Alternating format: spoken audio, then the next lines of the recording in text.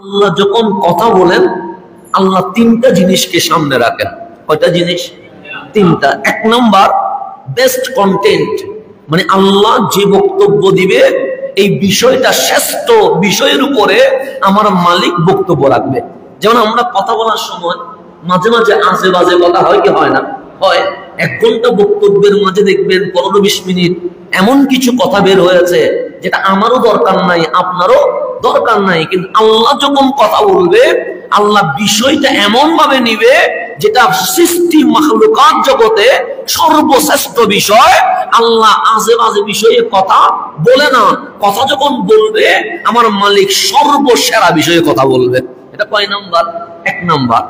2 number, আল্লাহর কথা বলা এটা স্টাইল কেমন? আমাদের স্টাইল পছন্দ হতেও পারে, পছন্দ নাও হতে পারে, কিন্তু আমার মালিক যখন কথা বলবে এটা বেস্ট স্টাইল। এটার চেয়ে বড় শ্রেষ্ঠ উপায় এই জমিনে আর হতে পারে না। 3 নাম্বার, আল্লাহ যখন কথা বলবে, আল্লাহ তো মালিকুস সামাওয়াতি ওয়াল আরদ, তখন আল্লাহ দেখেন শ্রোতার দিকে, শ্রোতা কতটুকু নিতে পারবে, যেইটুকু নিতে পারবে মালিক সেইটুকু বলবে, সেইটুকু নিতে পারবে না মালিক সেইটুকু বলবে না। সেজন্য আল্লাহ শ্রোতার দিকে লক্ষ্য রাখেন। যেমন আপনি কোরআন যখন খুলবেন তখন দেখবেন কিছু সূরার নাম মক্কি, কিছু সূরার নাম মদানী। মক্কি সূরাগুলোর কথা একরকম, মদনী সূরাগুলোর কথা আরেক রকম। কিরে, কথা 2 রকম কেন? যিনি বলেছেন উনি তো লা ইলাহা ইল্লাল্লাহ, তো কথার স্টাইল তো একরকম থাকবে। যেমন আমি যে কথা বলি, আমার যেহেতু একজন মানুষ, আমার কথার স্টাইল থাকবে কয় রকম? একরকম। কিন্তু আপনি যখন মক্কি সূরা উল্টাবেন তখন দেখবেন কথার স্টাইল একরকম, যখন মদনী সূরা উল্টাবেন তখন কথার স্টাইল আরেক রকম। কেন? আল্লাহ দেখেন মক্কার মানুষের মেজাজ কিরকম, মদিনার মানুষের মেজাজ কিরকম, যেইভাবে বললে মানুষ বুঝবে আমার মালিক সেই স্টাইলে কথা বলা শুরু করে দিয়েছে। যেমন এখন বিমান, হেলিকপ্টার, রকেট আসছে কি আসেন নাই? আসছে। এখন সায়েন্স নিয়ে, গ্রহ উপগ্রহ নিয়ে কথা হচ্ছে। আজকে থেকে 200 বছর আগে কেউ কি গ্যালাক্সি, গ্রহ উপগ্রহ নিয়ে কথা বলেছে? বলে নাই। কেন? কারণ সেই সময় এগুলো আবিষ্কার করতে পারে নাই। কিন্তু এখন বর্তমানে চাঁদ গ্রহে কিভাবে যাবে, সূর্যের আয়তন কতটুকু, জমিন থেকে আসমানের দূরত্ব কতটুকু, এগুলো নিয়ে সায়েন্সে আলোচনা হচ্ছে কি হচ্ছে না? হচ্ছে। এখন বরঞ্চ মানুষ ভাবছে বিশ্বের যে জলবায়ু পরিবর্তন হচ্ছে, হয়তোবা এইরকম জমিনে থাকার পরিবেশ নষ্ট হবে, আমরা অন্য কোনো গ্রহে থাকতে পারবো কিনা এটা নিয়েও কি হচ্ছে? গবেষণা হচ্ছে। কিন্তু আজকে থেকে 300 বছর আগে এরকম কোন গবেষণা কি এই জমিনে হয়েছিল? হয় নাই। তাহলে আজকের যে আলোচনা, 300 বছর আগের যে আলোচনা, এর মধ্যে আকাশ পাতাল ব্যবধান। আমি যদি বলি 300 বছর আগে ক্যান্সার নামের ক্যান্সার ছিল না, 20 বছর আগে করোনা নামের কোন ভাইরাস ছিল না, কিন্তু আজকে করোনা নিয়ে কথা হচ্ছে কি হচ্ছে না? হচ্ছে। কিন্তু 5 বছর আগে এই ডিভাইস নিয়ে কেউ কথা বলে নাই। 300 বছর আগের পরিবেশ একরকম, 300 বছর পরের পরিবেশ আরেক রকম। কিন্তু চাঁদ গ্রহ ছিল কি ছিল না? ছিল। তারকারাজি ছিল কি ছিল না? ছিল। উপরে নবমণ্ডল ছিল কি ছিল না? ছিল। তা আপনার নবী যে মেরাজ করেছে, এটা শুধু জমিনের মেরাজ ছিল না, আল ইসরা, তো উপরেরও কি ছিল? মেরাজ ছিল। কিন্তু আমার আল্লাহ আসমানের কথাগুলো বলে নাই, আমার আল্লাহ লৌহ কলম আরশের কথাগুলো বলে নাই। যখন মেরাজের কথা বলছে আল্লাহ শুধু এতটুকুই বলছে, সুবহানাল্লাযী আসরা বিআবদিহি লাইলাম মিনাল মাসজিদিল হারামি ইলাল মাসজিদিল আকসা। চাইলে বলতে পারতেন মিনাল মাসজিদিল হারামি ইলাস সামা, মসজিদে হারাম থেকে কোথায় উঠে গেছে? আসমানে উঠে গেছে। তো যখন বলবে আসমানে উঠে গেছে, আপনি তখন বুঝতে পারবেন না, কারণ বিমান তো নাই, হেলিকপ্টার তো নাই, রকেট তো নাই, তা আসমানে উঠছে কেমনে?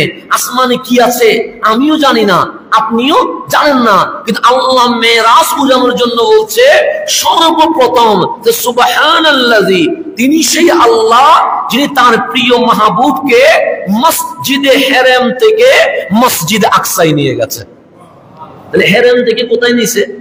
তাহলে হেরেমও আমার চোখের সামনে আছে, আকসাও আমার চোখের সামনে আছে। আছে না নাই? আছে। আপনি চাইলে মক্কা নগরীতে যেতে পারবেন, কাবা দেখতে পারবেন। আর আপনি চাইলে মসজিদে আকসাও যেতে পারবেন, দুইটা নিজের চোখের সামনে রাখা যায়। কিন্তু আপনাকে যদি আমি বলি প্রথম আসমান, আপনি কি চোখের সামনে রাখতে পারবেন? রাখতে পারবেন না। আসমানে কি আছে নাই আপনি জানেন না। তো হাবিবের মেরাজের মূল বিষয় ছিল উপরে, কিন্তু আল্লাহ মূল কথা আনছে মসজিদে হেরাম থেকে কোথায়? মসজিদে আকসা। তারপর নুরিয়াহু মিন আয়াতিনা, হ্যাঁ মসজিদ আকসা থেকে উপরে উঠছে কি দেখার জন্য? সে মিন আয়াতিনা, আমার নিদর্শন দেখার জন্য। তো মালিক মসজিদে আকসা কেন বললেন? সে মেরাজকে সত্যায়ন করার জন্য। বান্দা প্রশ্ন করবে, কিন্তু তখন তো হেলিকপ্টার নাই, রকেট নাই, বিমান নাই, তো প্রশ্ন করবে কেমনে? তো মেরাজ নিয়ে সত্যায়ন করলে আল্লাহর হাবিব তো আছে মক্কায়, ফিলিস্তিন যেতে সপ্তাহ লেগে যায়। সামান্য সময়ে যেহেতু করছে, মক্কার মানুষ ফিলিস্তিন বেশি চিনে কেন?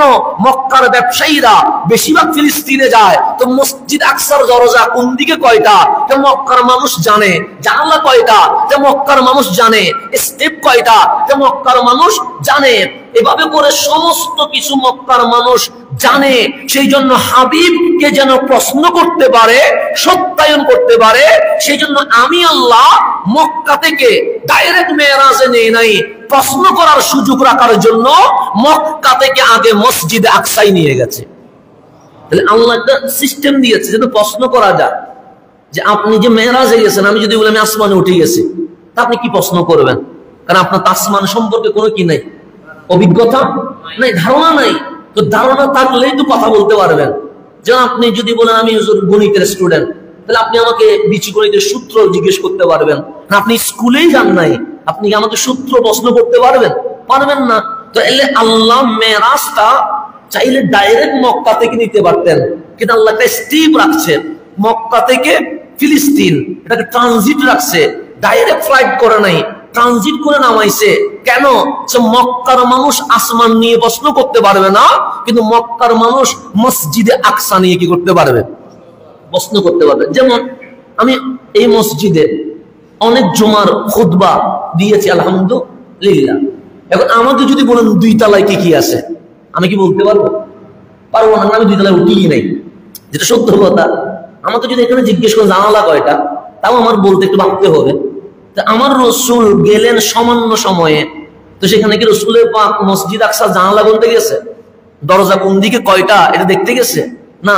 কিন্তু মক্কার মানুষ প্রশ্ন করা শুরু করছে, জানালা কয়টা, দরজা কোন দিকে কয়টা, মিনার কোন দিকে কয়টা, এগুলো জিজ্ঞেস। সুলাইমান ইসলাম কোন জায়গায় দাঁড়িয়ে এই মসজিদ আকসা বানাইছে, তো রসুলের বাপ তো এগুলো দেখতে যায় নাই। যখন প্রশ্ন করা শুরু করছে, আমার কামলিওয়ালা রসুল বলছে আল্লাহ আমার চোখের সামনে ডাইরেক্ট মসজিদ আকসা নিয়ে এসেছে। আমি দেখে দেখে প্রশ্নের উত্তর দিয়েছি যে জানালা এইখানে এতটা, এখানে এতটা। তাহলে আল্লাহ বাস্তবতা, প্র্যাকটিক্যাল জিনিসগুলো আমার চোখের সামনে রেখেছে। তো মালিক আমাকে আপনাকে কেন বানিয়েছে, এটা একটা প্র্যাকটিক্যাল উদাহরণ দিয়েছে। ইয়া আইয়ুহান নাস, আল্লাহ এখানে চাইলে বলতে পারতেন ইয়া আইয়ুহাল্লাযীনা আমানু, হে ঈমানদার, এটা বলতে পারতেন, কিন্তু না। আল্লাহর এই স্টাইলটা দেখেন, যখন মালিক ঈমানের কথা বলে তখন মুমিনকে উদ্দেশ্য করে, যখন মালিক নামাজ রোজা হজ যাকাতের কথা বলে তখন মানুষকে মুমিন বলে ডাকে, আর যখন মালিক সৃষ্টির কথা বলে, একটা হচ্ছে শরীয়ত আর একটা হচ্ছে রাষ্ট্র পরিচালনা করা। যেন বাংলাদেশে আমার হালি শহর এই অঞ্চলে হিন্দু আছে না নাই? ও আমার প্রতিবেশী না? অবশ্যই আমার প্রতিবেশী। এখন আমি মুসলমান হিসেবে সে মুশরিক বলে তার ঘর কি ভেঙে দিতে পারবো? না। তার পূজা মণ্ডপকে উড়িয়ে দিতে পারবো? না। সে আমার কি প্রতিবেশী, রাষ্ট্রীয় হিসেবে সে আমার ভাই, ধর্মীয় হিসেবে না, হিসেবে রাষ্ট্রীয় হিসেবে। তাই ওকে যখন আমি সম্বোধন করব, তাকে তো আমি বলতে পারবো হে আমার মুসলমান ভাই, কারণ সে তো মুসলমানই না। তো আমার মালিক যখন কথা বলে, মালিকের কথার স্টাইল হচ্ছে যখন শরীয়ত নিয়ে কথা বলবে, মালিক বলবে ওহে মুমিন। কেন? শরীয়তের আইন বিধর্মীর উপর নয়, শরীয়তের আইন শুধুমাত্র মুসলমানের উপর। কিন্তু সৃষ্টির কথা যখন বলবে তখন মালিক ইয়া আইয়ুহান নাস, হে মানব জাতি। তখন হিন্দু, বৌদ্ধ, খ্রিস্টান কাউরে বাদ দেয় নাই। মালিক বলে সৃষ্টি তো আমিই করছি, রিজিক তো আমিই দিচ্ছি, নিয়ামত তো আমিই দিচ্ছি। হ্যাঁ, সে কালিমা পড়ে নাই, হেদায়েত পায় নাই, দোষ তো তার। কিন্তু আল্লাহ কি তার রিজিক বন্ধ করে দিয়েছে? না। তো তাকে বোঝানোর জন্য, আমাকে বোঝানোর জন্য বলে ইয়া আইয়ুহান নাস, হে মানব জাতি। ইন্না খালাকনাকুম মিন যাকারিন ওয়া উনসা, তোমাদেরকে একজন পুরুষ এবং একজন নারী থেকে সৃষ্টি করেছে। আল্লাহ বলতেছেন আমাদেরকে উৎপাদন করেছে কয়জন থেকে? একজন পুরুষ, ওনার নাম বাবা আদম আলাইহিস সালাম, আর একজন মহিলা, ওনার নাম মা হাওয়া আলাইহাস সালাম। এই মা বাবার দুইটা বীজ থেকে কিয়ামত পর্যন্ত মানুষ কি করতে পারবে? আসতে থাকবে। তা আমরা বংশ একটা হইতে পারতাম, গোত্র একটা হইতে পারতাম, কারণ আমাদের মূল কয়টা? একটা, বাবা আদম এবং কি মা হাওয়া, এখান থেকে তো আমরা এসেছি। তা আমরা গোষ্ঠীটা একটা হইতে পারতাম। এখানে আপনি বাঙালি হয়ে গেছেন, উনি পাকিস্তানি হয়ে গেছে, উনি আমেরিকানি হয়ে গেছে, উনি কানাডিয়ান হয়ে গেছে, এরকম গোত্রভাগ হয়েছে কি হয় নাই? হয়েছে। তা আমরা বাবা আদমের সন্তান, এক গোষ্ঠী থাকলে তারও ভালো হইতো। আল্লাহ বললেন ওয়াজআলনাকুম শুউবান ওয়া কাবাইলা, আমি আল্লাহ নিজে তোমাদেরকে বিভিন্ন জাতি আর গোষ্ঠীতে শ্রেণীবিন্যাস করে দিয়েছি। এটা করেছেন কে? আল্লাহ। আমি যে বাংলায় কথা বলি, আল্লাহ বলে তোর বাঙালি হিসেবে আমি কি করছি? ভাগ করছি। উনি যে আরবিতে কথা বলে, আল্লাহ বলে ওনাকে আরবি হিসেবে কি করে দিয়েছে? ভাগ করে দিয়েছি। উনি যে ইংরেজিতে কথা বলে, ওনাকে আমেরিকান হিসেবে কি করে দিয়েছি? ভাগ করে দিয়েছি। মালিক, তো ভাগ যে করে দিয়েছো, ফিতনা তো বেড়ে যাবে, যুদ্ধ বেড়ে যাবে। আল্লাহ বলেন না, লিতাআরাফু, যাতে একজন আরেকজনকে চিনতে পারো। এই গোষ্ঠী জাতি ভিন্নতার কারণে ঘৃণা বাড়বে না, বরং মোহাব্বত বাড়তে থাকবে। ঘোষণা কার? আল্লাহ। সেজন্য দেখবেন ইসলামের খেদমত, ইসলাম আসছে আরবে, ইসলাম আসছে কোথায়? কিন্তু খেদমত বেশি করছে আরবিরা না, খেদমত বেশি করছে আজমিরা, যারা অনারবি। যেমন ইমাম বুখারী, উনি আরবি নয়, উনি অনারবি। ইমাম মুসলিম, উনি আরবি নয়, উনি অনারবি। সিয়াসিত্তার সবাই অনারবি। ইমাম আবু হানিফা, উনিও কি অনারবি। সেই জন্য আল্লাহর রাসূল নিজেই বলছেন, আমার উম্মতের মধ্যে স্বপ্নের ব্যাখ্যা সবচেয়ে বেশি যিনি করতে পারে, ওনার নাম আবু বকর। ওনার নাম কি? সিদ্দিক আকবর রাদিয়াল্লাহু তাআলা। তো আমার রাসূল নিজে স্বপ্ন দেখলেন। স্বপ্ন দেখছেন রহমাতুল লিল আলামিন। নবীদের স্বপ্ন এটা কিন্তু ওহী, এটা শরীয়ত, এটা ইসলাম। আমার স্বপ্নের উপরে কোনো কিছু আসে যায় না। আমি স্বপ্ন দেখলে এটা বাস্তবায়ন করার হুকুম নাই। কিন্তু নবী রাসূলদের স্বপ্ন এটা কি? ওহী। আমার স্বপ্ন এটা কখনো শয়তানেরও হতে পারে, আবার আমার স্বপ্ন কখনো মাওলার পক্ষ থেকে সতর্কতাও হতে পারে। এটা দুইটা হতে পারে। কিন্তু নবীদেরকে শয়তান কখনো স্বপ্ন দেখাইতে পারে না। আমার রাসূল স্বপ্ন দেখলেন, সকালবেলা এসে বললেন, আবু বকর, আমি একটা স্বপ্ন দেখেছি, সবার সামনে তোমাকেই প্রথম বলছি, কাউরে বলছি না। সেজন্য স্বপ্ন দেখলে যারা তারা বলবেন না। প্রথমে একজন মুত্তাকি, পরহেজগার, ভালো দুনিয়া বিমুখ আলেমের কাছে যাবেন। কেন? স্বপ্নের ব্যাখ্যা যদি ভুল হয়ে যায়, আপনার জীবনটাও কি হইতে পারে? ভুল হইতে পারে। কারণ স্বপ্ন জিনিসটা সেন্সিটিভ বিষয়। সেজন্য স্বপ্ন দেখা মাত্র নিজের বিবিকে শেয়ার করা, অমুককে বলা, এগুলো বলবেন না। কারণ প্রথম যে কথা বের হয়ে যায়, এটা বাস্তবায়ন হওয়ার সম্ভাবনা বেশি। কারণ কোন জিনিস ভয়ঙ্কর মনে হয় কিন্তু জিনিসটা কি ভালো, আবার কোন জিনিস ভালো মনে হয় কিন্তু জিনিসটা কি ভয়ঙ্কর। সেজন্য কোন স্বপ্ন কোন আঙ্গিকে ব্যাখ্যা হবে, এটা মুত্তাকি পরহেজগার আলেম ছাড়া অন্য কেউ বলার কোনো সুযোগ নাই। স্বপ্ন দেখলেন রহমাতুল লিল আলামিন, বললেন আবু বকর, আপনাকে বলছি, আপনি স্বপ্নের কি করেন? ব্যাখ্যা করেন। তখন সিদ্দিক আকবর বলেন, ইয়া রাসূলুল্লাহ, স্বপ্ন দেখছেন রহমাতুল লিল আলামিন, আমি আপনার খাদেম, আবু বকর স্বপ্নের ব্যাখ্যা করবে, এটা কি হয়? আমার নবী বললেন, না, আমি বিশ্বের মাঝে দলিল সাবেত করে দিব যে আমার উম্মতের মধ্যে, সাহাবীদের মধ্যে সবচেয়ে বেশি স্বপ্নের ব্যাখ্যা যিনি বুঝেন, উনি সিদ্দিকে। শুধু এটা মুখে বলবো না, এটা প্র্যাকটিক্যাল কি করবো? দিয়ে যাব। তো সিদ্দিক আকবর বলছেন, আপনি যেহেতু হুকুম করছেন, তাহলে তো অবশ্যই আমাকে কি করতে হবে? হুকুম পালন করতে হবে। এটা ফৌকাল আদব। তা আল্লাহ রাসূল বললেন, আমি স্বপ্ন দেখছি গতকাল রাত্রে আমি রাসূল একলা হাঁটছি। কিসের একলা? মানে মরুভূমির রাস্তা দিয়ে একা হাঁটছি, আমার ডানে বামে কোনো কি নেই, মানুষজন নাই।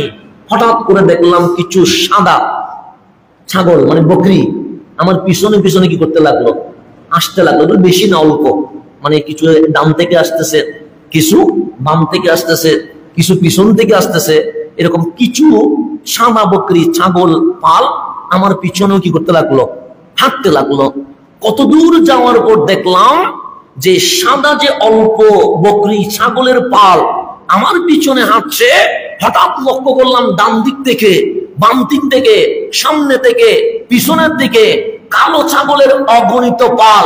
আস্তে আস্তে আমি নবীর আশেপাশে এমন ভিড় জমে গেছে, সাদা যে ছাগলগুলো ছিল এগুলোর আর দেখা যাচ্ছে না। মানে এত বেশি কি চলে আসছে, কালো ছাগলের পাল চলে আসছে। যেমন এখানে ধরেন 50 জন সাদা পাঞ্জাবি পরে আসছে, তাহলে এখন কি দেখা যাচ্ছে, শুধু সাদা দেখা যাচ্ছে। হঠাৎ 1000 কালো পাঞ্জাবি পরে সেখানে বসে গেছে, আর সাদা গুলা তেমন দেখা যাবে? তো ডানে দেখলেও কালো, বামে দেখলেও কালো, কারণ পাঞ্জাবি এখন 1000 সংখ্যা কি হয়ে গেছে, বেশি হয়ে গেছে। তো তখন 50টা সাদা পাঞ্জাবি ওয়ালাকে প্রথমে খালি চোখে দেখা দিয়েছিল, কিন্তু 1000 কালো পাঞ্জাবি যখন বসে গেছে আর সাদা পাঞ্জাবি গুলা কি করছে না, চোখে এমন একটা গণার মধ্যে পড়ছে না। তখন মনে হচ্ছে মনে হয় মাঝখানে মাঝখানে কিছু মানে আগাছা সিস্টেম বসে আছে, এরকম মনে হচ্ছে।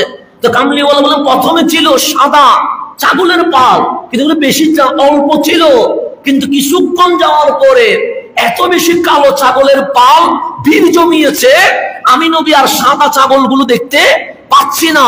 তো এখন বলো আবু বকর, এটার ব্যাখ্যা কি হবে? ইয়া রাসূলুল্লাহ, আপনি যখন নবুয়তের এলান প্রচার করার জন্য মাঠে নামবেন তখন আপনি একা থাকবেন, তা আপনার সঙ্গী হিসেবে ডানে বামে সামনে পিছনে যারা আসবে তাদের নাম আরবি, তারা এত বেশি হবে না, তারা অল্প হবে। সেজন্য সাহাবিয়তের সংখ্যা গণা যায়। আমার রসুলের মক্কি জীবনে 700 থেকে 800, মদনী জীবনে শেষ দিকে এসে 1.25 লক্ষ। তো যেখানে 18 কোটি বাঙালি, সেখানে কি 1.25 লক্ষ আর দেখা যাবে নাকি? 18 কোটি মানুষ যদি বাঙালি দাঁড়ায় যায়, সেখান থেকে যদি 1.25 লক্ষ ভুটান থেকে মানুষ আসে, 1.25 লক্ষ মানুষগুলো দেখা যাবে? 18 কোটি হেঁটে গেলে তো 1.25 লক্ষ আর খুঁজে পাওয়া যাবে না। ইয়া রাসূলুল্লাহ, আপনি যখন নবুয়তের অ্যানাউন্স করবেন ওই কঠিন মুহূর্তে আপনার ডানে বামে কেউ থাকবে না, সেজন্য আপনি প্রথমে দেখলেন আপনি একা, কিন্তু আপনি রসুলের এই দ্বীন প্রচারের জন্য রক্ত দিয়ে, জান দিয়ে, মাল দিয়ে যারা আসবে, ওই সাদা বকরি সাদা ছাগলের পাল, ওদের নাম আরবি। কিন্তু এই কিয়ামত পর্যন্ত ইসলাম টিকাবে কারা? ওই সাদা ছাগলের পালের মাঝে যখন কালো ছাগলের পাল আসতে ভিড় করেছে, আপনি রসুল দেখলেন ডানেও কালো, বামেও কালো ছাগলের পাল, সামনে পিছনে কালো ছাগলের পাল। এটার ব্যাখ্যা হচ্ছে কিয়ামত পর্যন্ত ইসলাম আরবিদের মাধ্যমে না, আজমিদের মাধ্যমে টিকে থাকবে।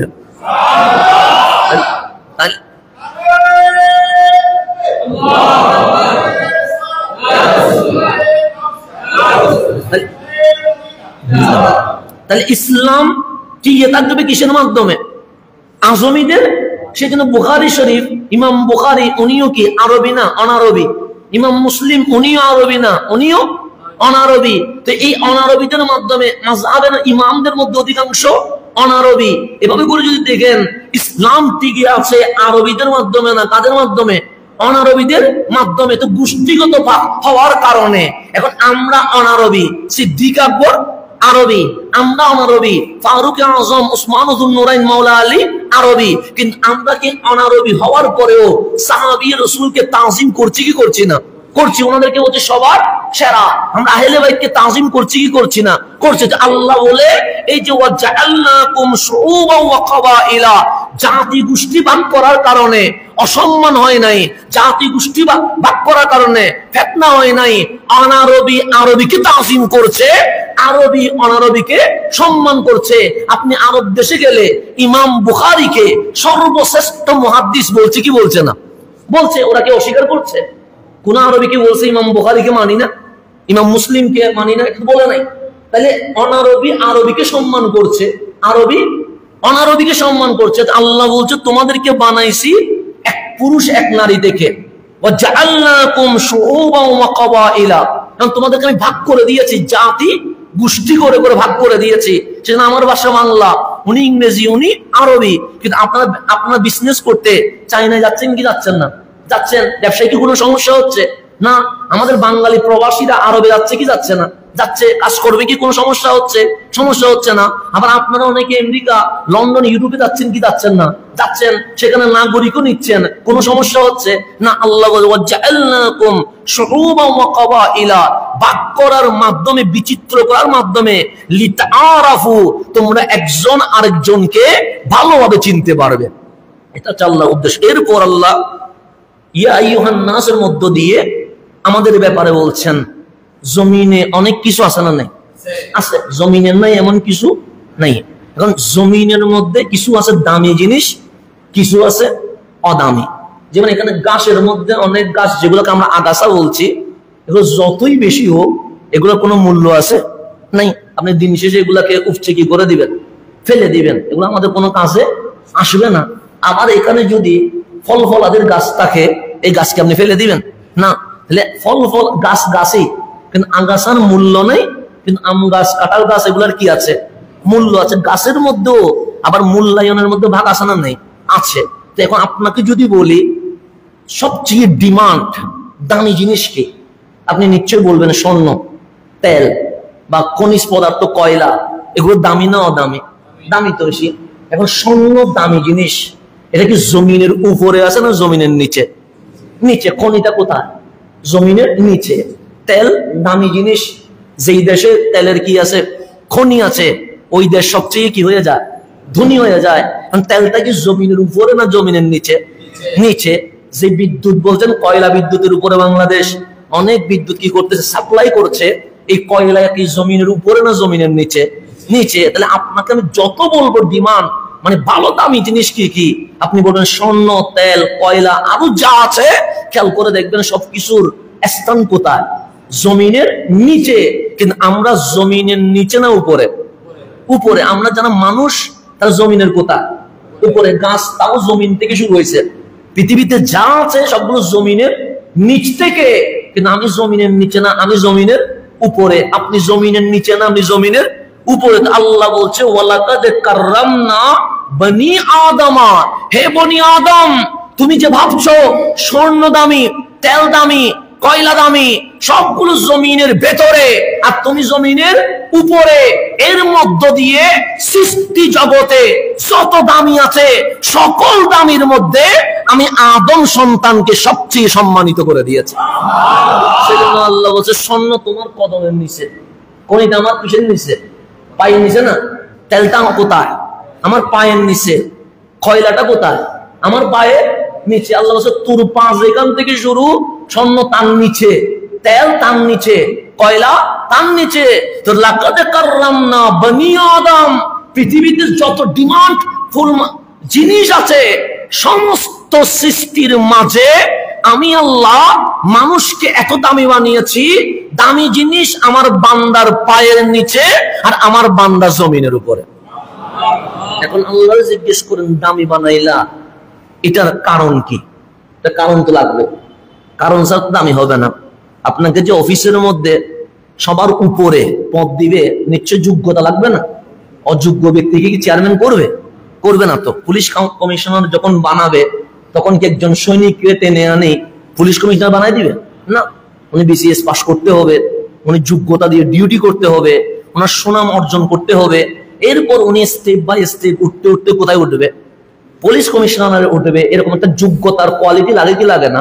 তা আল্লাহরে জিজ্ঞেস করেন, মালিক তুমি যে আমার কাররামনা বলে সম্মানিত করেছো, সবচেয়ে দামি করেছো, জমিনের সমস্ত হুকুমত ক্ষমতা তুমি আমার হাতে দিয়েছো। যেমন বাঘের শক্তি আছে, কিন্তু বাঘের উপর ক্ষমতা কারে? আপনারা দিছি তো। হাতির অনেক বল আছে, হাতির উপরে ক্ষমতা আপনারা দিছে। আপনি হাতিকে বশ করতে পারবেন, হাতি আপনারা বশ করার কোনো সুযোগ নাই। হাতি আপনার কথায় ডানে বামে যাবে যদি আপনি ট্রেনিং দেন, কিন্তু আপনি কি হাতির কথায় ডানে বামে যাবেন? না। আপনি সবকিছুকে বশ করতে পারবেন, কিন্তু আপনাকে কেউ বশ করতে পারবে না। আল্লাহ পুরো পৃথিবীর মাখলুকাত আমি তোর কদমে দিয়ে দিয়েছি, আর তুই বান্দা আমার কদমে চলে আয়। এটা হচ্ছে আল্লাহর সিস্টেম। আল্লাহ তুমি আমাকে দামি করছো, কারণ কি?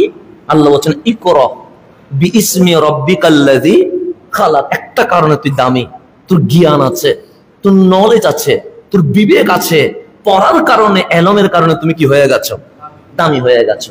আপনি একটু সিস্টেম দেন, ফেরেশতাদের কোনো গুনাহ আছে? নাই তো। আমাদের গুনাহ আছে, কিন্তু ফেরেশতার জিবরিল আমিনের কোনো গুনাহ আছে? মালাকুল মউতের কোনো গুনাহ আছে? নাই। নিষ্পাপ মাসুম, যাদেরকে কোনো গুনাহ কখনো স্পর্শ করতে পারে নাই। আল্লাহর মাখলুকাতের কোয়ালিটি তিনটা। ফেরেশতা যাদের কোনো কি নাই, গুনাহ নাই। শয়তান যার কোনো স্বভাব নাই। কোয়ালিটি কয়টা? তিনটা। তিনটার মধ্যে একটার নাম কি? ফেরেশতা যার কোনো গুনাহ নাই, শয়তান যার কোনো কি নাই, বান্দা যার গুনাহও আছে স্বভাবও আছে। যার গুনাহও আছে, তাহলে ফেরেশতার কোয়ালিটিও বান্দার কাছে আছে, শয়তানের কোয়ালিটিও বান্দার কাছে আছে। কারণ স্বভাব করা মানে ফেরেশতার কোয়ালিটি, গুনাহ করা মানে শয়তানের কোয়ালিটি। তা আল্লাহ বলছে কোয়ালিটি দুইটা, একটা কলব, এই কলব এটা হচ্ছে ফেরেশতার কোয়ালিটি, আর একটা নফস এটা শয়তানের কোয়ালিটি। তো এখন গুনাহ করলে নিচে নামবো, আর সওয়াব করলে উপরে উঠবো। তো বান্দা তো গুনাহ করবে কেন? গুনাহ করার ডিভাইস যেটা, সেটা বান্দার ভিতরে আছে। তা আল্লাহ বলে শয়তানের রূপ যখন তুমি ধারণ করবা, শয়তানের আকার যখন তুমি ধারণ করবা, নফসের গোলামি যখন করবা, তুমি আসফালা সাফিলিন, নিচে নেমে যাবা। তো আমি আল্লাহ তোমাকে যে কাররামনা বলেছি, সবচেয়ে সম্মানিত করেছি, তা আমি একটা দরজা খুলে দিয়েছি। মালিক কি দরজা? তওবার দরজা। তওবা করতে দেরি ওই শয়তানির রূপটা বন্ধ করে দিয়ে মালাইকির রূপ ধারণ করায়া আমার বান্দারে আমি লৌহ কলম আরশের চেয়েও দামি করে দিয়ে দিব। সেই জন্য আমরা হচ্ছে এমন কোয়ালিটি, আমাদের কাছে ফেরেশতার গুণও আছে, আবার শয়তানের গুণও আছে। এটা হচ্ছে আমরা বান্দা মানে মাঝখানে। সেজন্য আমাদেরকে বলা হয় আল ওয়াসাতিয়া, আমরা মধ্যমে আছি। গুনাহও করি, আবার স্বভাবও, গুনাহও করি স্বভাবও করি। তো ফেরেশতাদের কোনো কি নেই, দোষ নেই। আল্লাহর হুকুম যেটা, কাউকে বলছে আরশ ধরে রাখো, উনি এখনো কি ধরে আছে? আরশ ধরে আছে। কাউরে বলেন জান্নাতের দরজায় দাঁড়িয়ে থাকো, ওই যে জান্নাত সৃষ্টি থেকে উনি দাঁড়িয়ে আছেন কোথায়? জান্নাতের দরজায়। উনি ডানেও তাকায় না, বামেও তাকায় না। হুকুম, মালিক যা বলেছে তার সামনে মাথা কি করে দিয়েছে। কেন এটা জিজ্ঞেস করে নাই। আমরা হইলে একটু মাঝে মাঝে কেন জিজ্ঞেস করবো। আমার আব্বা যদি বলে ওখানে যাস না, আমি জিজ্ঞেস করবো কেন যাবো না।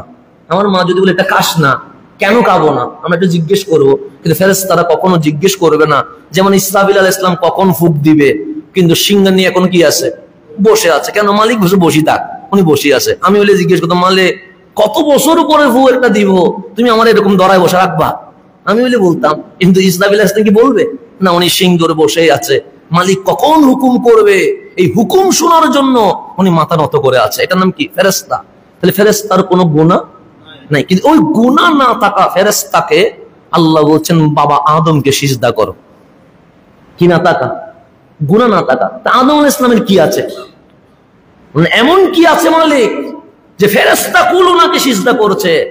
তখন আল্লাহ বলছেন একটা জিনিস আছে। কি জিনিস? ওয়াল্লামা আদামাল আসমাআ কুল্লাহা। আদমের কাছে যে জিনিস আছে তো অন্য কারো কাছে নাই। মালিক কি আছে? ওয়াল্লামা, আমি আদমকে এমন ভাবে শিক্ষা দিয়েছি, আমার আদম কুল কায়নাতের শিক্ষা অর্জন করে ফেলেছে। জ্ঞানের কারণে আদম কি হয়ে গেছে? দামি হয়ে গেছে। কত দামি হয়েছে যে যারা মাসুম ফেরেশতা জিবরিল আমিন থেকে শুরু করে মালাকুল মউত পর্যন্ত সবাই আদমের কদমে মাথা কি করে দিয়েছে? নত করে দিয়েছে। সেজন্য আল্লাহ বলছে তুমি যে দামি হয়েছো, তোমার দামির মূল পয়েন্ট হচ্ছে ইকরা, ইলম, শিক্ষা। সেজন্য আল্লাহ কোরআনে চাইলে ডাইরেক্ট বলতে পারতেন কুল হুয়াল্লাহু আহাদ, আমি আল্লাহ এক বলতে পারতেন।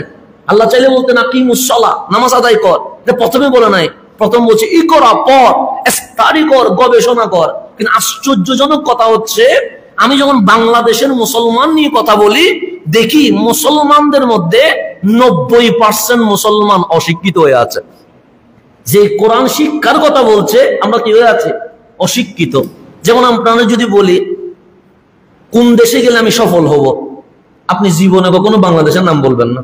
আপনি বলবেন আমেরিকায় গেলে সফল হবে, অস্ট্রেলিয়ায় গেলে সফল হবে না, কানাডায় গেলে সফল হবে না, এটা তো বলবেন। কিন্তু আমি কিছুদিন আগে এক বাঙালির উত্তর পায়া মানে অবাক হয়ে গেছে। উনি আমাকে বলছেন একটা কথা বলবো, যে বলেন যে কোন দেশে বেশি সফল হবে জানেন? আমি কোথায়? বাংলাদেশে। আমি বললাম কি বলেন? সবাই বলে আমেরিকায়, অস্ট্রেলিয়ায়, কানাডায়, সেখানে সফল হয়। আর আপনি বলছেন বাংলাদেশে, যেখানে মুহূর্তের ভিতরে একটু থেকে একটু হইলে মারামারি শুরু হয়ে যায়, সামান্য পানির জন্য যেখানে খুন হয়ে যায়, এক বিঘত জমিনের জন্য যেখানে ভাই ভাইকে চিনে না, সেখানে কিভাবে সফল হবে? আমেরিকায় মানুষ প্রতিযোগিতা করছে সফল হওয়ার জন্য, সে অপচয় সময় কি করে না, সময় অপচয় করে না। কানাডায় মানুষ ঘুমাতে পারছে না, কাঁপছে কে কি করবে, এগিয়ে যাবে। অস্ট্রেলিয়ায় প্রতিযোগিতা চলছে, আমার লাইফ ভালো হবে না, উনি বলছে নাকি আমার কোম্পানির লাইফ কি হবে, ভালো হবে। সবাই প্রতিযোগিতায় ব্যস্ত আছে। কিন্তু বাংলাদেশে দেখবেন 100তে 99% যুবক যুবতী মোবাইলের ফেসবুক নিয়ে বসে আছে। কি নিয়ে বসে আছে? ফেসবুক। ওদের কোনো সফল হওয়ার চিন্তায় নাই। 99%। তো যেখানে 99% বেকার সময় অপচয় করে, আপনি একজন চেষ্টা করলে তো বাংলাদেশে সবার সেরা হয়ে যাবে। আমি বললাম এটা তো আমি কখনো ভেবে দেখিনি, কথা তো ঠিক। কারণ বেকার সব কোথায়? এখানে রাস্তা ঠিক করতেছে, আপনি আসার সময় দেখবেন মানুষ কতগুলো এমনি দাঁড়ায় আছে, আসে না? আছে। এদিকে পানি উঠতেছে, বৃষ্টির দিন ওদিন আসলাম যে মানুষ কতগুলো এমনিতে পানি দাঁড়ায় আছে। পানি এখানে দেখার কি আছে? হয়তো পরিষ্কার করে দেন, যে কোনো একটা কিছু করেন, কিন্তু এখানে দাঁড়িয়ে দাঁড়িয়ে রাস্তার মধ্যে যে পানি উঠছে এটা দেখার কিছু আছে? কিছু তো নেই। চক্রাও আসছে, সমাধান করে দেন, ছোটাইয়া দেন, দুই ভাইয়ের মধ্যে মিলাই দেন, দেখবেন যে এরকম করে দাঁড়ায় মাইর দেখি আসে, না লাইট দিচ্ছে। এর চেয়ে আর বেশি কিছু না। এই অপচয়, সময় অপচয় করা বাংলাদেশের চেয়ে অন্য কোথাও নাই। অথচ আপনি যদি জাতিসংঘ গবেষণা করে বলছে 18 কোটি মানুষের মাঝে 5.5 কোটি হচ্ছে 15 বছর থেকে 30 বছরের যুবক যুবতী। বাংলাদেশের কয় কোটি? 5 কোটি হচ্ছে যুবক যুবতী। তার মানে জনসংখ্যা যা আছে তার মধ্যে 30% যুবক যুবতী। আর জাতিসংঘের গবেষণা বলছে প্রতি বছর 11,000-এর উপরে যুবক যুবতী আত্মহত্যা করে সামান্য কারণে। কত হাজার? 11,000 যুবক যুবতী কি করতেছে? কি কারণে? সামান্য কারণে। মানে আমার ওই নায়িকার ড্রেসটা পছন্দ হয়েছে, আমার বাবা কিনে দেয় নাই, আমি আস্তে করে কিছু লটকি গেছি, কোথায়? ফ্যানের উপর লটকি গেছি। এরকম অনেক সময় আপনারা রমজানে দেখেন কি দেখেন না? দেখেন ব্রাজিল 7 গোল খাইছে, কিছু লটকি গেছে কোথায়? ফ্যানের উপরে। এরকম অযথা কারণে আত্মহত্যা হচ্ছে, এরকম নজির বাংলাদেশে আছে না? নাই আছে। কিছুদিন আগে বলে একজনকে 9 বছর না 10 বছরের ছেলে মস্কারি করে বলছে যে তুরে তো তোয়াই ভাই দি। এরকম অনেক সময় মস্কারি করে বলি না যে তোমাকে আমি কি পেয়েছি, খুঁজে পাইছে তো বাপা একটু মস্কারি করে ছেলে বলতেছে আমি তুরে কি ভাই দি, তোয়াই ভাই দি। ইয়েন হইকা এটা যাই হলো কি আত্মহত্যা করে ফেলছে সামান্য কারণে। প্রতি বছর 11,000 যুবক যুবতী কি করতেছে? আত্মহত্যা করছে। 70% যুবক যুবতী এই অনলাইন ফেসবুক টিকটকের মধ্যে ডেইলি 6 ঘন্টার উপরে সময় অপচয় করে ফেলতেছে। কোনো কি নাই, কোনো উদ্দেশ্য নাই। সেই জন্য আপনি আমেরিকায় যতটুকু সফল হওয়া কঠিন, লন্ডনে যতটুকু সফল হওয়া কঠিন, কানাডায় যতটুকু সফল হওয়া কঠিন, বাংলাদেশের সফল হওয়া সহজ। কেন?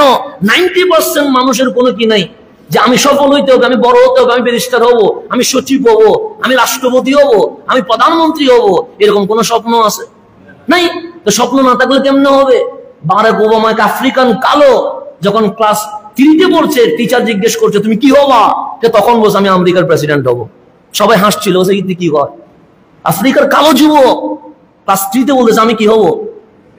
যার ঘরে থাকার জায়গা নেই, ঘর ভাঙ্গা, বৃষ্টি পড়লে কি পড়ে? পানি পড়ে। আফ্রিকার অবস্থা তো আরো খারাপ বাংলাদেশের চেয়ে। এই বলতেছে আমি আমেরিকার কি হবো? প্রেসিডেন্ট হবো। এই যে স্বপ্ন, ওরা আমেরিকার প্রেসিডেন্ট বানাই দিছে, দিছে না? দিছে। তা আপনি তো ওই স্বপ্ন তো দেখেন না, সেই জন্য এলম আল্লাহ আল্লামা আদম আল আসমা কুল্লাহা, আমি সর্বপ্রথম আমার আদমকে সমস্ত জ্ঞান বিজ্ঞান শিখিয়েছি। সুম্মা আরাদাহুম আলাল মালাইকা, জ্ঞানী বানায়া এরপর ফেরেশতাদের কি আনছি? সামনে আনি। কাররামনা বনি আদম, শুধু আদম সন্তানদের তো সেরা বানাইছি আদমের কারণে। তো আদম সেরা, এটা প্রমাণ করতে হবে। প্রমাণ করার জন্য ফেরেশতাদেরকে বলছি আম্বিউনি বিআসমাই হাউলাই ইন কুনতুম সাদিকিন, তোমরা যে বলছো তোমরা সেরা, যদি সত্য হও সমস্ত সৃষ্টির জিনিসগুলো আল্লাহ রেখে দিয়েছে, নামগুলো বলো, নামগুলো বলো। ওরা বলছে আমরা পারি না, আমাদেরকে এটা শিখার নাই। সুবহানাকা লা ইলমা লানা ইল্লা মা আল্লামতানা, মালিক এগুলো তো আপনি যতটুকু আমাদেরকে শিখাইছেন ততটুকু পারি, এর চেয়ে বেশি কিছু পারি না। আল্লাহ বলছে আদম আপনি শুরু করেন না আপনার এলমের বাহার। বাবা আদম যখন নাম বলা শুরু করছে, আল্লাহ বলছেন দেখছো নি তোমরা যেখানে পারো নাই আমার আদম সেখানে পারছে। সুতরাং এলমকে সম্মান করতে হবে। সবাই কি করো? তাজিম করো কাকে? বাবা আদমকে। মাসুম ফেরেশতারা নিজের মাথা ঝুঁকাই দিছে বাবা আদমের এলমের সামনে। তাহলে এলম মানুষকে কি করে ফেলে? দামি। এলম যার আছে সে স্বাধীন, এলম যার নাই সে কখনো কি হইতে পারে না, স্বাধীন হতে পারে না। এলম মানে কি? শুধু কোরআন শরীফ অনুবাদ পড়া না, হাদিস শরীফ অনুবাদ পড়া না। কোরআনের মধ্যে জ্ঞান, বিজ্ঞান, আইন, অর্থনীতি সবকিছু আছে না? সংস্কৃতি সবগুলো আছে। সেজন্য কোরআন নিয়ে আপনাকে কি করতে হবে? গবেষণা করতে হবে, স্টাডি করতে হবে। শুধু কোরআন শরীফ পড়লেন, হ্যাঁ পড়লে সওয়াব, সব না থানা। কোরআন শরীফ ধরলেও সওয়াব, চুমু দিলেও সওয়াব, পড়লেও সওয়াব। পড়তে পারেন না এমনি দেখেন মুহাব্বতে, তাও সওয়াব। কিন্তু কোরআন শরীফ পড়ার যতটুকু সওয়াব, বুঝে বললে তার চেয়ে আরো কোটি গুণ সওয়াব। শুধু বুঝলে সওয়াব নয়, বুঝে যদি আমল করেন তার চেয়ে আরো বেশি কি সওয়াব। সেজন্য আল্লাহ তাবারাক ওয়া তাআলা আমার রাসূলকে দুনিয়ায় পাঠানোর আগে বলছে আর রহমান আল্লামাল কোরআন। তোমাদেরকে কোনো মূর্খ রাসূল দেয় নাই, উনি দুনিয়াতে আসার আগে আমি আল্লাহ নিজে যত্ন নিয়ে হাবিবকে মহাবিজ্ঞানী করে পাঠিয়ে দিয়েছি। সেজন্য হাবিব জ্ঞান নিয়ে এসেছেন। সেজন্য রাসূলের কথা বাক্য ছিল ছোট কিন্তু তাফসীর ছিল বেশি। আপনি এখন বুখারী শরীফের তাফসীর করেন, ব্যাখ্যা করেন, জীবন চলে যাবে। কিন্তু বুখারী শরীফের সরা কি শেষ হবে নাকি? শেষ হবে না। বুখারী শরীফের ব্যাখ্যা তো আমার মতো ফটকা করতে পারে না। যেখানে আপনি ইবনে হাজার আসকালানি করেন, বদরুদ্দিন আইনি করেন, এরকম বিশাল বিশাল মুহাদ্দিস শুধু বুখারী শরীফের সরার ভিতরে, ব্যাখ্যার ভিতরে নিজের জীবন কাটিয়ে দিয়ে দিয়েছেন। তাহলে আপনি এলম মানুষকে কি করে ফেলে? সম্মান করে ফেলে। ইসলাম এলম মানুষকে সম্মানিত করে। নলেজ আপনাকে নিতে হবে। সেজন্য রসুলকে সবচেয়ে জ্ঞানী বানানোর পরে, রসুলকে পাঠানোর পরে জ্ঞানী অনেক রকম হয়। একটা হচ্ছে ইলমুন নাফে, মানে উপকারী জ্ঞান। আর একটা হচ্ছে অপকারী জ্ঞান। যেমন যিনি অস্ত্র বানিয়েছেন, উনি বানানোর সময় ওনার মকসদ ঠিক ছিল, ওনার উদ্দেশ্য ঠিক ছিল কি? আমি নিরাপত্তার জন্য, আত্মরক্ষার জন্য, আমার দেশকে বাঁচানোর জন্য, শত্রুর মোকাবেলার জন্য কি বানাইলাম। এটা হচ্ছে ইলমুন নাফে, উপকারী ইলম। কিন্তু এখন সেই অস্ত্র ব্যবহার হচ্ছে ফিলিস্তিনের নিরীহ মানুষের উপরে, সেই অস্ত্র ব্যবহার হচ্ছে সিরিয়ার উপরে, সেই অস্ত্র ব্যবহার হচ্ছে ইয়ামানের উপরে। তাহলে এখন এলমে উপকার যেটা, এটা কি হয়ে গেছে? অপকার হয়ে গেছে। সেজন্য ইসলাম বলছে উপকারী এলম অর্জন করো, অপকারী এলম অর্জন করার কোনো দরকার নাই। তো রাসূল যখন আসছে তখন এলম মানুষকে দুইটা জিনিস দেয়। কয়টা জিনিস দেয়? দুইটা। এগুলো একটা মনে রাখবেন। এলম অর্জন করলে আপনারা শুধু ডাক্তার হয়েছেন, বাবারে বৃদ্ধাশ্রমে পাঠাই দিচ্ছেন, এরকম ডাক্তার হওয়ার কোনো দরকার নাই। ইঞ্জিনিয়ার হয়েছেন, মারে ফিটান, ওই রকম ইঞ্জিনিয়ার হওয়ার কোনো দরকার নাই। কারণ এটা এলমটা তাকে উপকৃত করতে পারে নাই। তো যার কাছে নিজের মা বাপ নিরাপদ নয়, তার কাছে সমাজ রাষ্ট্র কখনো নিরাপদ হইতে পারে না। সেই জন্য আপনি ডাক্তার হবেন, আপনি মানবিক ডাক্তার হন। ইঞ্জিনিয়ার হবেন, আপনি মানবিক ইঞ্জিনিয়ার হন। হুজুর হবেন, তাও আপনি মানবিক হুজুর হন। আপনি এমন কোন আচরণ করতে পারবেন না যেটার কারণে রাষ্ট্রের, সমাজের মানুষের কি হবে? ক্ষতি হবে।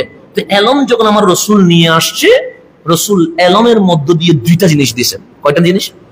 একটার নাম নূর, একটার নাম কি? নূর। যেন কাদের জাআকুম মিনাল্লাহি নূর। এখন রসুল আসছে কি নিয়ে? কোরআন নিয়ে। এখন মানে কোরআনের আরেকটা নাম হচ্ছে নূর। কোরআনের আরেকটা নাম কি? কোরআনের নামও নূর, রসুলের নামও নূর। দুই নূরে এক পিছত হয়েছে। সেজন্য কোরআন বলছে নূরুন আলা নূর, এক নূরের উপরে আরেক নূর। এলম আসলে সর্বপ্রথম নূর আসে। নূর মানে আলো। নূর মানে কি? আলো। যে অন্ধকার যখন হয়ে যাবে, তখন রাস্তায় যদি আলো না থাকে, আমি হাঁটতে পারবো? ড্রেনে পড়ে যেতে পারি। তাহলে এলম মানুষকে একটা নূর দে, লাইট দে। কি লাইট? যেটার মাধ্যমে মানুষ কি চিনে? রাস্তা চিনে। তো ওই নূর যখন আসে, এলম আরেকটা জিনিস দে, এটার নাম আল হিদায়া, হেদায়াত। তো এই এলম যার কাছে জুটে গেছে, আল্লাহ বলে তার কাছে দুইটা জিনিস আসছে। এই দুইটার মধ্যে প্রথম হচ্ছে আল্লাহু নূরুস সামাওয়াতি ওয়াল আরদ, আল্লাহ আসমান জমিনের নূর। তো লাইসা কামিসলিহি শাই, আল্লাহ তো কোনো উপমা নাই। তো নূর কেন বলেছে? মুনাওয়ার। তুমি যখন এলম অর্জন করবা, ওই এলমের নূর দিয়ে ইহদিনাস সিরাতাল মুস্তাকিম, যেটা সঠিক পথ, সেটাতে যাওয়ার জন্য দুইটা জিনিস লাগবে, একটা নূর আর একটা হেদায়েত। এই নূর আর হেদায়েত আমি আল্লাহ একমাত্র এলমের ভিতরে দিয়ে দিছি। কিসের ভিতরে দিয়ে দিয়েছেন? এলমের ভিতরে। এখানে তো নূর মানে কি? সিয়ামশি বিহি ফিন নাস, যেটা দ্বারা মানুষ কি করে? রাস্তায় হাঁটে। তাহলে আপনি কয়টা জিনিস পাবেন? দুইটা, একটা হচ্ছে আন নূর, আর একটা হচ্ছে কি? আল হিদায়াত। সেজন্য এলম ছাড়া কখনো হেদায়েত আসতে পারে না। আপনি রাসূলের পাকের সিরাত পড়বেন, শুধু সুন্নি নাম দিলে হবে না তো। রাসূলের পাকের চুল থেকে নখ পর্যন্ত দেখতে হবে। রাসূল যেভাবে হাঁটছে সেভাবে হাঁটতে হবে। রাসূল যেভাবে বসছে সেভাবে বসতে হবে। রাসূল যেভাবে পালন করছে দিন, সেভাবে দিন পালন করতে হবে। রাসূলের পাকের আদর্শ যখন আমি বুকে ধারণ করতে পারবো, সেদিন আমার নাম কি হয়ে যাবে? সুন্নি হয়ে যাবে। আহলে সুন্নাত ওয়াল জামাত মানে কামলিওয়ালা নবীর, সাহাবায়ে কেরামের, আহলে বাইতের নকশে কদমে চলে ওনারা যেভাবে আল্লাহ এবং রাসূলকে রাজি করেছে, আমাদেরকে ঠিক সেইভাবে আল্লাহ এবং রাসূলকে কি করা? রাজি করা। এটার নাম কি? আহলে সুন্নাত ওয়াল জামাত। এখন আসেন যেটা বলতে চাইলাম, তাহলে নূর এবং কি আসবে? হেদায়েত আসবে। সেজন্য আল্লাহ বলেছে ফা ইন্নাহা লা তা'মাল আবসার, তাদের চোখ অন্ধ নয়। তাদের চোখ অন্ধ নয় কাদের? আবু জাহেলের, আবু লাহাবের চোখ কি নয়? অন্ধ নয়। উতবা সাইবার চোখ কি নয়? অন্ধ। তো মালিক ওরা হেদায়েত পায় নাই কেন? ওয়ালাকিন তা'মাল কুলুব আল্লাতী ফিস সুদূর, কিন্তু কলব যেটা আছে ওই যে অন্তরে, অন্তরে চোখটা কি আছে? অন্ধ আছে। অন্ধ আছে বিধায় নূর দেখে নাই।